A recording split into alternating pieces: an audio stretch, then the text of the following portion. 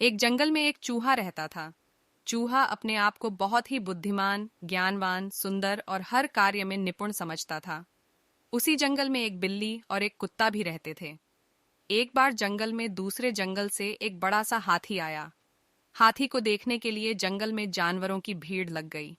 सभी जानवर कहने लगे, देखो ये हाथी कितना बड़ा है, कितना विशाल और कितना ताकतवर है। हम लोग तो क्या, इस जंगल में कोई भी जानवर इस हाथी के सामने कुछ भी नहीं है। जानवरों की बात सुनकर चूहे को हाथी से बहुत ईर्ष्या होने लगी। जानवरों की बात सुनकर चूहा बोला, अरे भाई, इस हाथी में ऐसी कौन सी बात है जो मुझ में नहीं है। इस हाथी के 4 पैर हैं, वह मेरे पास भी हैं। हाथी के 2 कान, 2 आंखें और 1 पूंछ है, वह भी मेरे पास है। इसके जैसी लंबी नाक मेरी नहीं है। मेरी नाक तो इस हाथी से बहुत अच्छी है और मेरे कान भी इस हाथी के फावड़े जैसे नहीं है। जंगल के सभी जानवरों को चूहे की बात पर हंसी आ रही थी। जानवरों के झुंड में एक बिल्ली भी थी। चूहे को देखकर बिल्ली के मुंह में पानी आ गया। तभी अचानक बिल्ली ने चूहे के ऊपर छलांग लगा दी।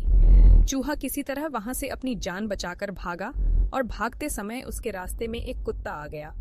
कुत्ता कई दिनों से भूखा था।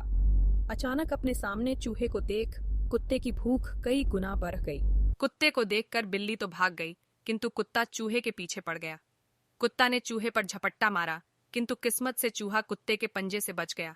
भागते भागते चूहा हाथी के सामने पहुंच गया। हाथी अपनी मदमस्त चाल में चला जा रहा था। उसने चूहे को पूरी तरह नजरअंदाज कर दिया और आगे बढ़ने के लिए हाथी ने जैसे ही पैर बढ़ाया कि चूहा उसके पैरों के नीचे दबते दबते बच गया। अब तक चूहे की पूरी हेकड़ी निकल चुकी थी। वह बुरी तरह घबराया और डरा हुआ था।